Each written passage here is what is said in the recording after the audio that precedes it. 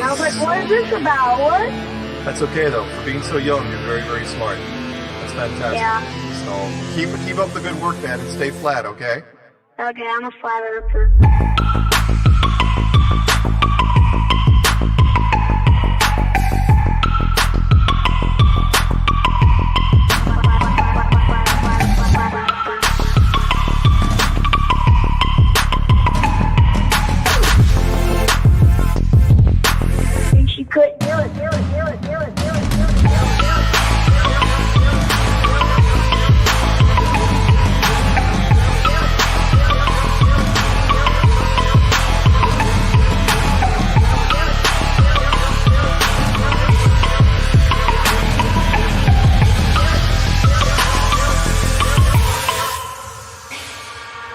I'm a flat earther.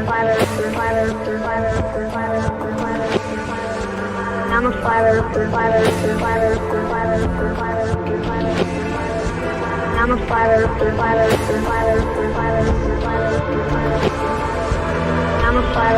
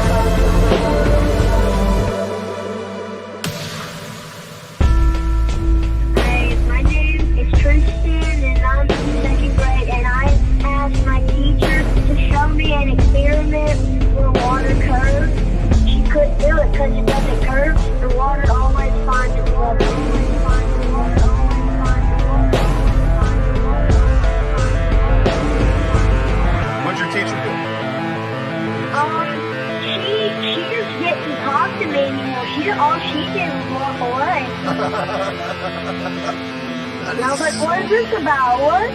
That's okay though. For being so young, you're very, very smart. That's fantastic. Yeah. So keep up the good work, man, and stay flat, okay?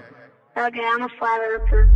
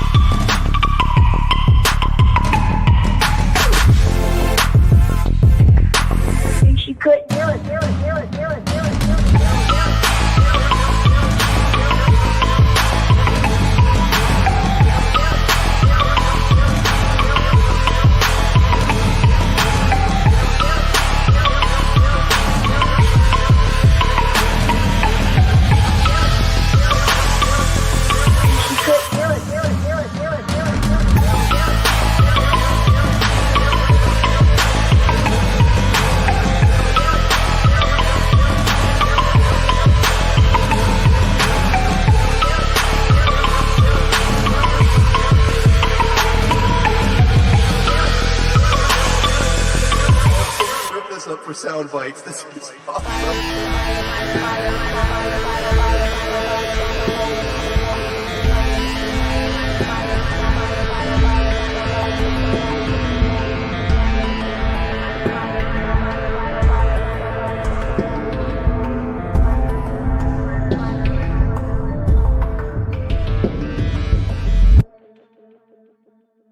All right, welcome back to Anti-Religious Scripture Study with me, Karen B, and of course, Just Jack Flat Earth. Shabbat Shalom. Shabbat Shalom. Oh, good morning, good morning, good morning. Or sorry, good rising, good rising, good rising. Yeah. Force of habit. Sorry. Good All right, rising. Yom Tov. I'll read my disclaimer, get it out of the way. Just Jack's disclaimer. To the religious, if you believe it's wrong to study your scripture outside of religion or denomination, if you believe your religious leaders or church fathers are incapable of having inherited anti-scriptural traditions of men, if you've already made up your mind about scripture, including the scriptures shouldn't be studied at all, then the stream is not for you. If you are open-minded to others' opinions, if you haven't made up your mind about scripture, if you've been turned off to religion but believe there's truth in scripture that may have been changed or hidden by religion, if you live according to scripture and like to dig in and discover more, then the stream is for you. We are looking at scripture in the original language using concordances or dictionaries for words, as well as context from a non-religion perspective. We will as well have life experience discussion. We are not here to argue with others about theology or doctrine by the traditions of men, including Catholicism, Christianity, or Judaism. We will be discussing the importance of origins and show how religions contradict the scriptures. All right, there we go. Alrighty. And just a recap of last week, Miriam, which is Moshe's sister, died, and they went back to Miriam's name is very similar to the bitter water, or the bitter waters that was turned fresh, and that is the same location where Moshe previously was instructed to strike the rock and water came from it, and this time Moshe was commanded to speak or declare the rock, and he struck it instead, and thereby gave up his ability to enter into the promised land. So that's the major thing that happened in chapter 20. So now they are starting to move towards the promised land after going through the generations of the 40 years, because the first generation, excluding Joshua, aka Yehoshua, and Caleb, aka Caleb, that previous generation had to die off before going into the promised land. So on the way to the promised land, they get into wars that also show that Yah is in the favor of Israel. So that begins here in Numbers 21. So go ahead whenever you're ready. Alrighty. And the sovereign of Arad, the Canaanite, who dwelt in the south, heard that Yisrael was coming on the way to Atharim, and he fought against Yisrael and took some of them captive. All right. So, excuse me. So, some of Israel has been captive. All right. Then Yisrael made a vow to Jehovah and said, if you deliver this people into my hand indeed, then I shall put their cities under the ban. Okay, under the ban. Let's see. Where is... This one says destroy. Haram. Haram just means to capture. Put in a net. Okay? Mm-hmm. These cities will be captured, so nothing will go in or out of them. All right? And Jehovah listened to the voice of Yisrael and gave up the Canaanites, and they put them and their cities under the ban. So the name of that place was called Hormah. And Hormah means the capturing or the netting. So we will put the cities under the capture, and now the place is called the capturing. Makes sense, right? Mm-hmm. Not so much in English. We will put the cities under the ban so that the name of the place was called Hormah. Okay. Yeah. So, yeah, it makes a lot more sense in Hebrew. Okay. 4. And they departed from Mount Hor by the way of the Sea of Reeds to go around the land of Edom, but the being of the people grew impatient because of the way. They had a short life source. In other words, they were impatient, right? And Mount Hor is Har Hor, and Sea of Reeds is Yom Suf. And this is what was translated as the Red Sea in KJV, which is right here in this parallel. So this is actually the Reed Sea, the Sea of Reeds, Yom Suf, from Har Hor. Okay. All right. And the people spoke against Elohim and against Moshe. Why have you brought us up out of Mitzrayim to die in the wilderness? For there is no food and no water, and our being loathes this light bread. The light bread, of course, is the manna, and it's called the bread of weightless. So, yeah, so it's really light bread. But they're short on water. They're not out of water. So that's important to know. All right, 6. And Yehovah sent fiery serpents among the people, and they bit the people, and many of the people of Israel died. All right, so this came up. You and I had a discussion about the different quote unquote serpents of the Torah. 1 second. That there's different titles that they translate as serpent all the time. So in this case, you could say, and Jehovah sent serpent, right? Because there's 2 words here that are being used to describe a certain serpent that actually does like pin down that it's absolutely a serpent, because it's the Nachash, which is the divination, aka brass or bronze, aka or whisper, because whisper from divination, and then whisper like a serpent, right? And then the second word is seraph, which means to burn or venom. So the Nachashim, seraphim, obviously that's the whispering, venomous thing. So that is absolutely a snake, because it's using 2 verbs that it whispers and it venoms. So those 2 verbs together definitely make a serpent. So I think that's important for people to know. Like, Nachash has different meanings and seraph have different meanings, but when they're together, it's definitely a snake. And also, it says that they bit the people, and it is they bit the people in this context, but it could say it charged the people interest. Because a bite is also the same word as usury or interest, or taking their piece, huh? Yep, taking their piece. Yeah. Interesting. Yep. Lightning strikes. That's what I was thinking too, Cammy, when it said fiery serpent. I was wondering, it almost sounds like a bolt of lightning. Yeah, I mean, it could be some poetic thing to describe bolts of lightning. Who knows? Yeah, I think that's I can't turn that away. But it could also be actual venomous snakes. But yeah, in context, I think it's I think they're snakes. But yeah, it's you could use that poetically to describe lightning as well. So for sure. And if Yah sent these serpents, what kind of serpents are they? Right. Are they fully physical serpents? Are they metaphysical serpents? And anything from the metaphysical, I say, has an electrical attribute to it. So, and that's my perspective. That's not anything that I can validate. This is it just makes sense. It's a manifestation of Shemayim in right. Yeah, it's just another possibility, right? The likelihood of there being enough serpents to kill a plethora of people, a very large number.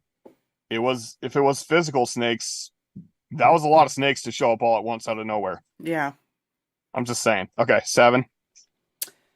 Then the people came to Moshe and said, "We have sinned, for we have spoken against Yehovah and against you. Prayed to Yehovah to take away the serpents from us." So Moshe prayed on behalf of the people. Okay, and prayed is, of course, just a request. So it's not, he did not close his eyes, bow his head, and fold his hands. Okay, just putting that out there. All right. And Yehovah said to Moshe, "Make a fiery serpent and set it on a pole, and it shall be that everyone who is bitten, when he looks at it, shall live." Okay, now here they're taking a artistic or whatever, a literal change for their own sake. It literally just says a seraph. So, yeah. It doesn't say fiery serpent. It just says seraph, which is the burn or venomous. Okay. Mm-hmm. So make a burn or make a venom and set it on a pole, right? Mm-hmm. And you can assume that it's, the snake, but it doesn't say literally snake until the next verse. Okay. So Moshe made a bronze serpent and put it on a pole, and it came to be, if a serpent had bitten anyone, when he looked at the bronze serpent, he lived.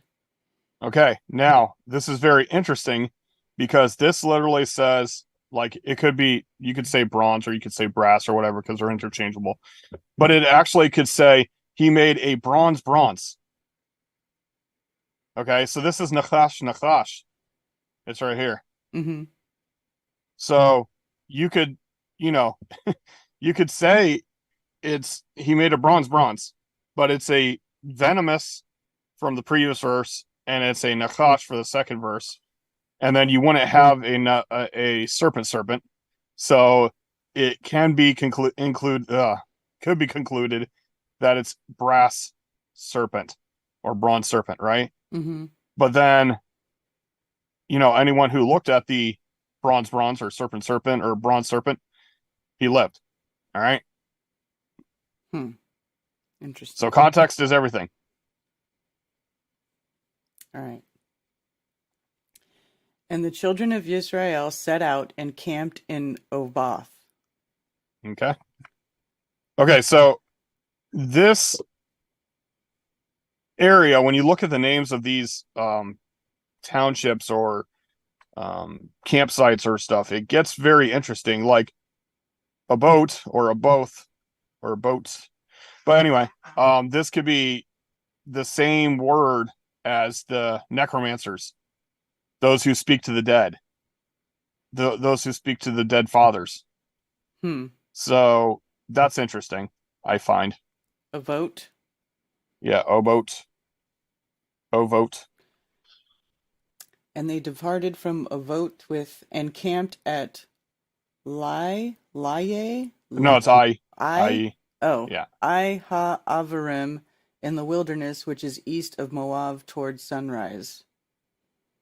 Yeah, it's this word right here.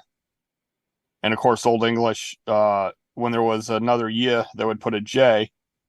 But when you would read it anglicized, it would say Ija Barim. But it's actually, where is it? All right.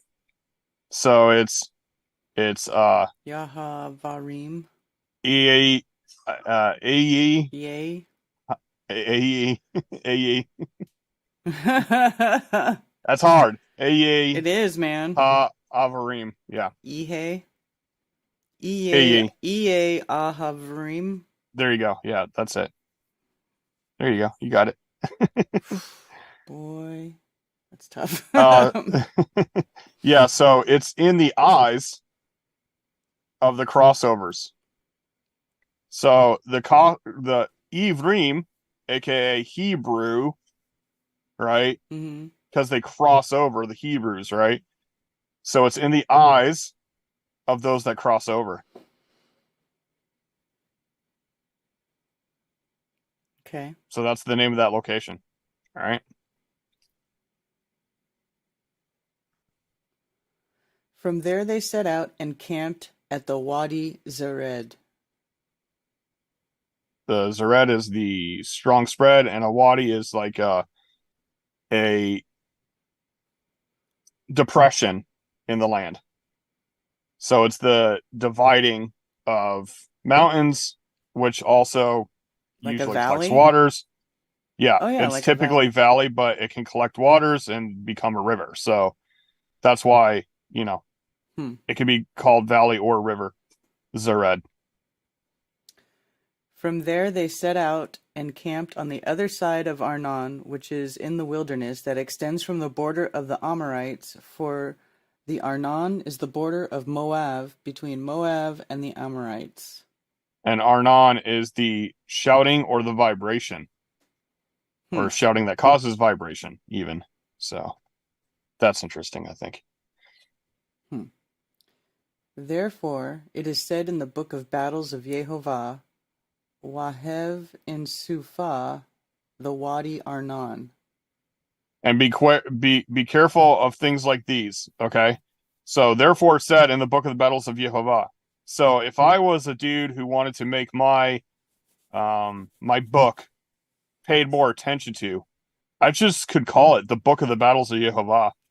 And because it's in the Torah, this title, and that's the name of my book, obviously it's the same thing, right? And people have done that in the past where they've taken a claim of a book and made the title the same on their book and say, see, this is that book. But beware, because you can claim whatever. But this is, battles is actually the same word as the breads of Yehovah, because this is from the breads, or from the tearing, or from the kneading, right? Because when you make bread, you tear and you knead. It's used to describe wars, and it's used to describe bread, which is lechem. Okay. And the slope of the wadi that turns aside to the dwelling of Ar and lies on the border of Moab.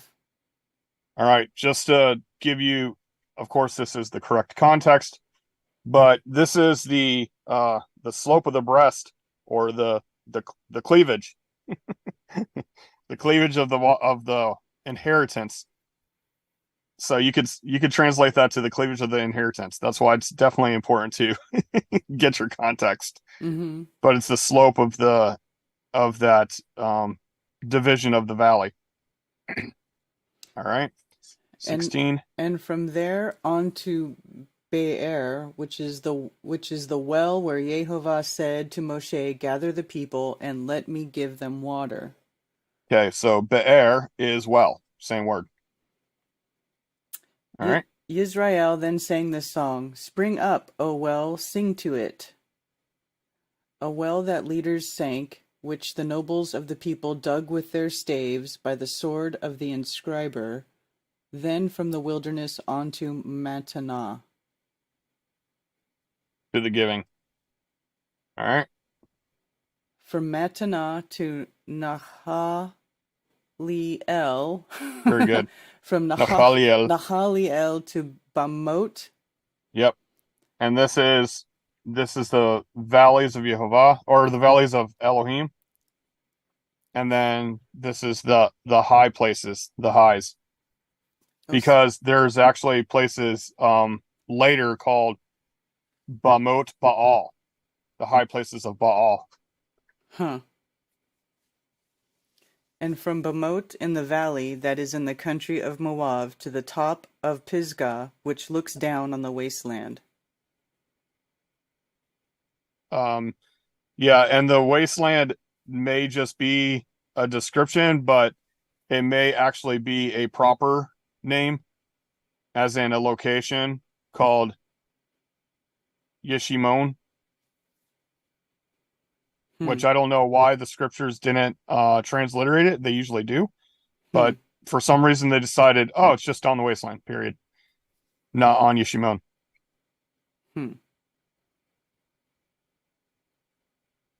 So what's the difference again? From wasteland because to... this is not the proper name. They're just saying, when you translate the proper name, it translates as wasteland. And the scriptures version, for some reason, did not use the proper noun. They just used the wasteland. And Yisrael sent messengers to Sihon, sovereign of the Amorites, saying... Okay, so Yisrael is the group of people, right? The Israelites going through the desert. And they sent messengers, right? So did they send angels? I don't know. It says well, what's the word? Messengers. I mean, but That's this the is same the as same angel, word that's right? translated as angels, Mm-hmm. right? So they pick and choose where they translate as angels and pick and choose where they translate as messengers.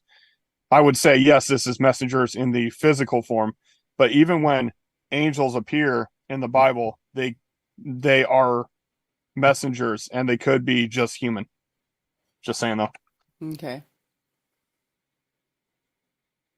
Let me pass through your land. We shall not turn off into fields or vineyards. We shall not drink water from wells, but go by the sovereign's highway until we have passed over your border. Okay, so this is the same offer that they gave to Edom, aka Esau's people. Mm-hmm. But Sihon would not allow Israel to pass through his border. So Sihon gathered all his people together and went out against Israel in the wilderness, and he came to Yahatz and fought against Israel.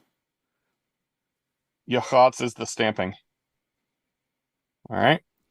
And Israel struck him with the edge of the sword and took possession of his land from the Arnon to the Yabok, as far as the children of Ammon, and for the border of the children of Ammon was strong.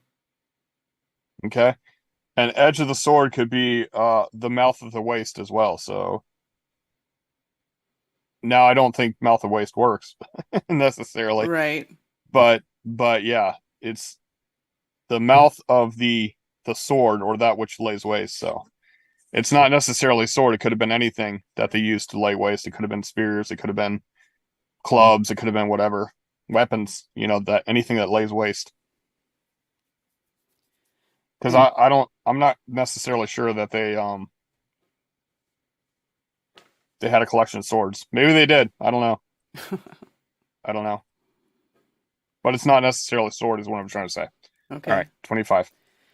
And Israel took all these cities, and Israel dwelt in all the cities of the Amorites, in Heshbon, and in all its villages. I actually have all its daughters, all the daughters of it, because it translates the same way. Okay. Context is everything. So the daughters of Heshbon would be, all of its little sister cities, all of its little sister towns, right? Its Mm-hmm. villages. Mm-hmm. Because it actually translates as the sisters of Heshbon.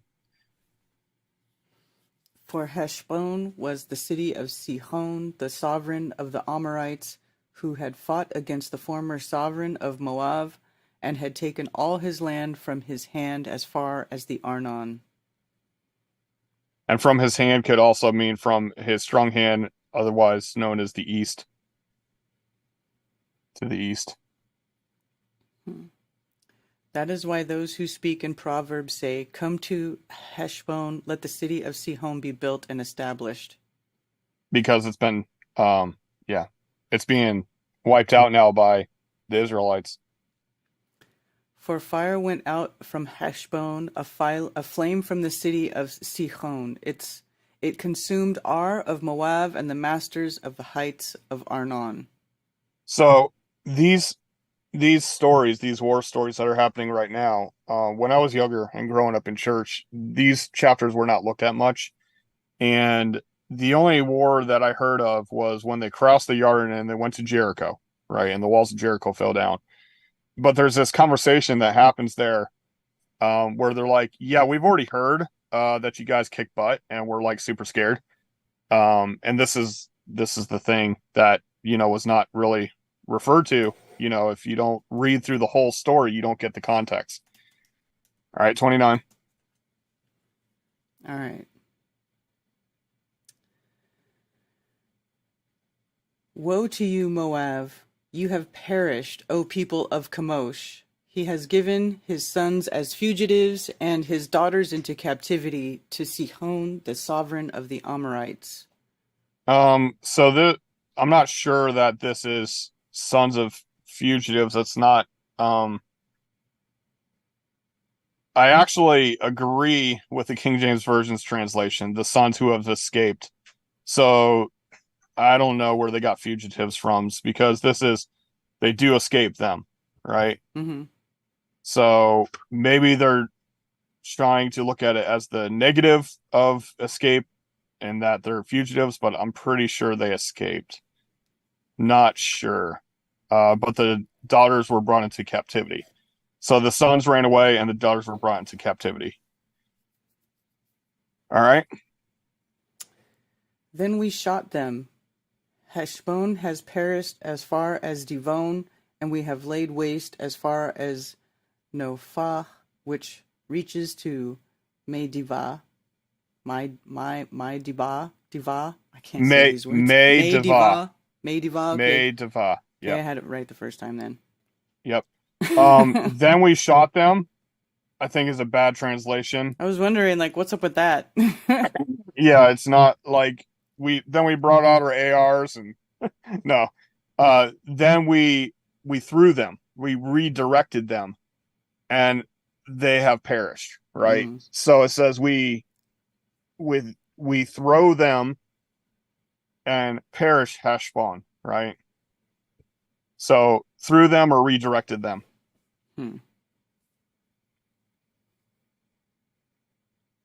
So Yisrael dwelt in the land of the Amorites. And Moshe sent to spy out Yazer, and they took its villages and drove out the Amorites who were there. And again, daughters. So this word being interchangeable with villages and daughters could actually be here where his sons have escaped and his villages were brought into captivity. Right? Mm-hmm. Because it's going back and forth using the same word.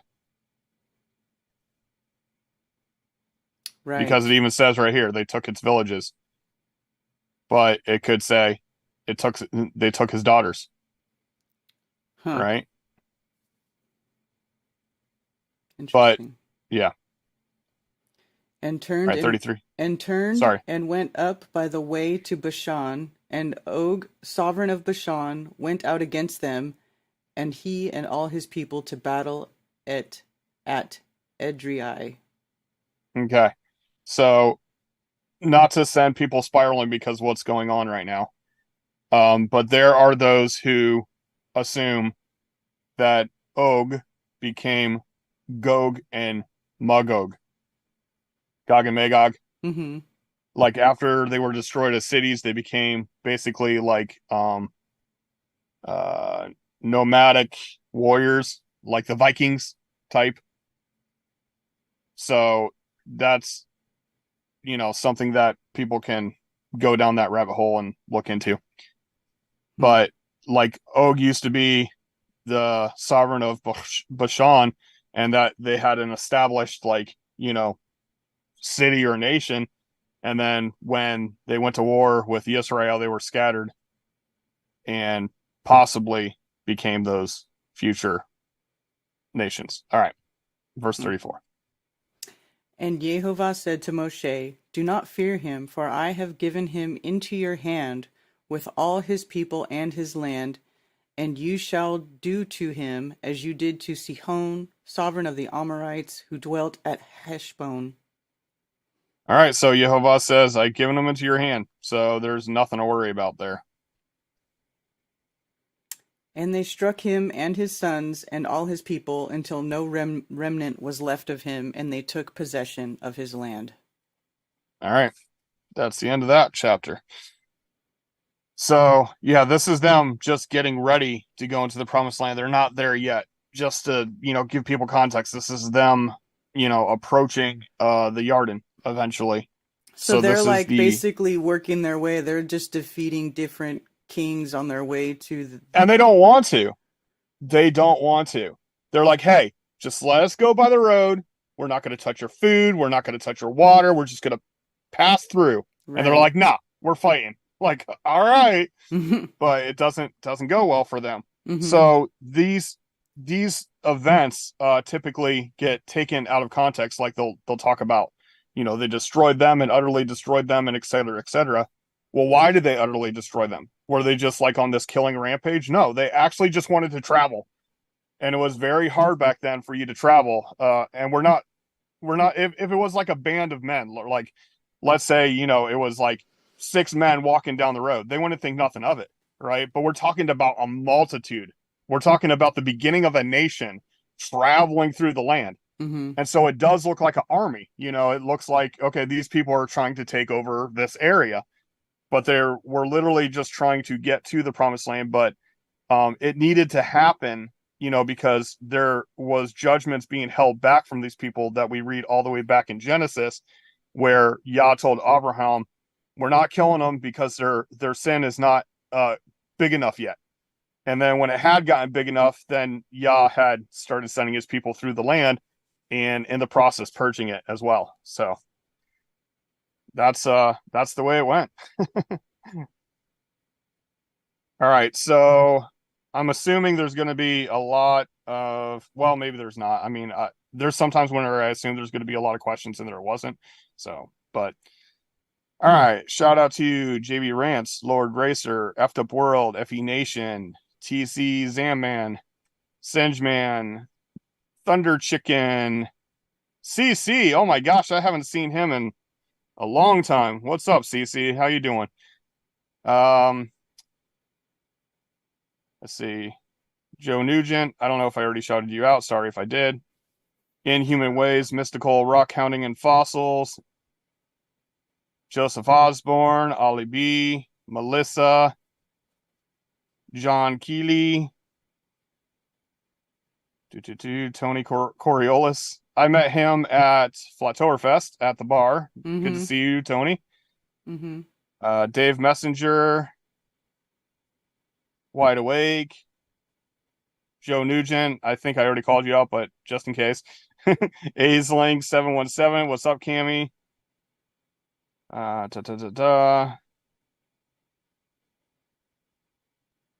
saw Zulu 1. Yep, Zulu 1. Walk and Talk. That's a cool name. Walk and Talk. Captain Construction. No longer on the ball. Mm-hmm. Kim Ray. And Nightbot. Shout out to Nightbot. All right, so now I'm going to scroll through the actual words. I was just trying to make sure everybody got shouted out for sure. But yeah, CC in New York, that's cool. I haven't seen him in a minute. So I don't believe it or not, even though I'm on YouTube, I don't watch much YouTube anymore because I don't know, sometimes there's too much bringing me down instead of lifting me up, so I just pass on. It's crazy train time right now anyway. You don't. Yep.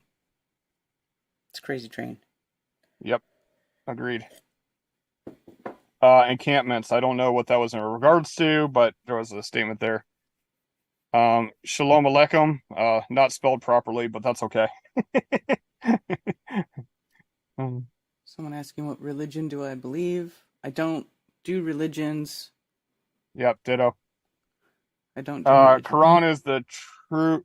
Oh, I'm not. I don't know if it's his keyboard typing skills or whatever, but there's a lot of typos here.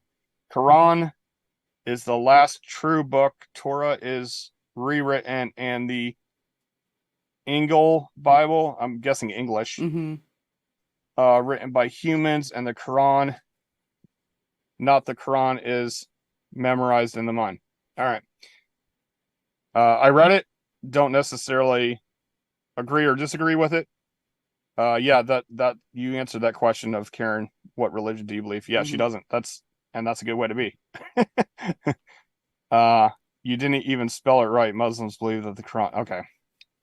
The Holy Book of Islam was revealed to Muhammad over a period of 23 years, starting with the initial revelation at Mount, etc., etc. Yeah, that is correct. As far as the current historical narrative goes, that is the correct thing, that it was after. Yeah,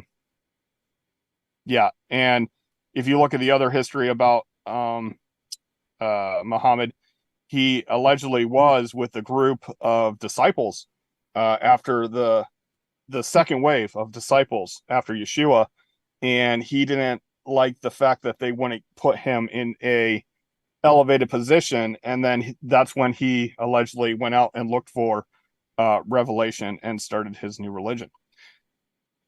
23 years to write a religion.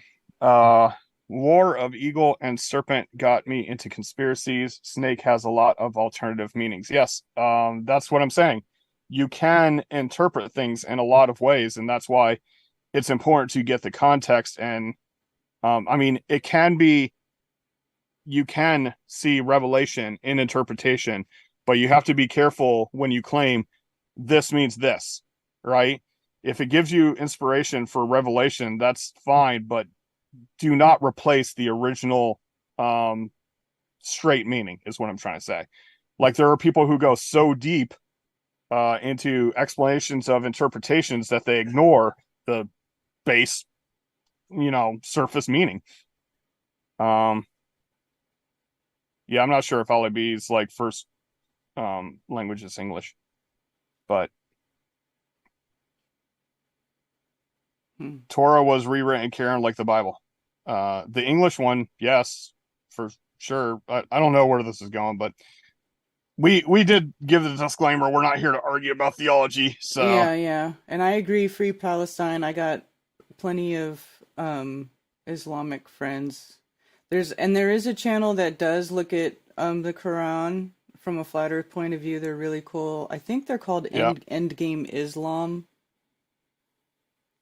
But check there on YouTube.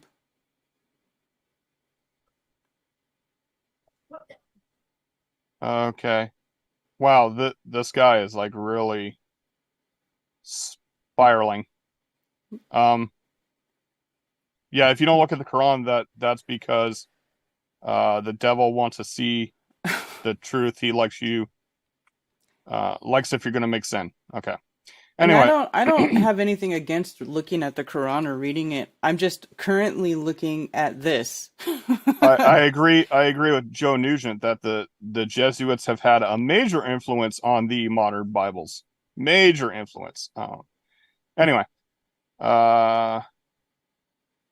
what did he say the bronze serpent represented? He didn't. And see, that's one of those things. Like, maybe this does represent something, and maybe you get that revelation. Right? That's what I was saying. Like, you could look at this like bronze being of divination, right? And the bronze serpent, right? The divination of whispers. And it's also in the same land where they do the praying to dead spirits, and that is not okay according to Torah. There's a lot of things in this chapter where you could perceive different things.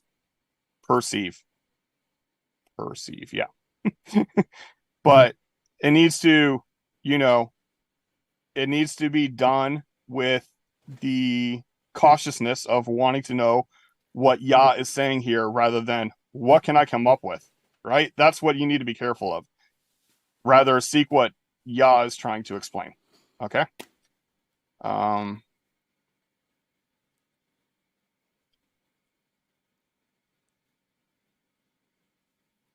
Free Palestine. Yeah. I mean, I think every man should live free, and I don't think there should be such a thing as Palestine or as England or as America. So free all nations from being nations. How about that? I don't like controlling groups. I'm not a fan at all. What's up, Jack? Hey, Marky Rizzo. The heavens, Shemaim, okay. Yep, up. Yep. Sufanelli, are you pocket modding? Hey, Sufanelli. Oops. I don't know what that was about. She accidentally hid no longer on the ball, and then she unhid him. Hit him and unhit him. Yeah. But, oopsie. You should be back, though. No longer on the ball. I don't know what that icon is. Sue, rainbow, and then this other icon. Is that a wand? Looks rainbow like wand? It. Okay. I agree. Free Palestine. Yeah. Yeah. Why? What? Look into even why it's called Palestine in the first place. It's just bad. Like, just a small group of people decided this is called Palestine now. Anyway, recently some other GG33 students have have been discussion religion versus numerology. I'm beginning to see that religion is not numerology. For that system just applies with this matrix. Religion is also about events outside of the matrix, outside of the laws and numbers, and other aspects of this realm. Okay, interesting. Earth is spread like a carpet. Yeah, we're aware of that. Mm-hmm. I mean, anybody who's been in flat Earth for a while has heard that already, for sure. Yeah. Yep, free Palestine to the sea.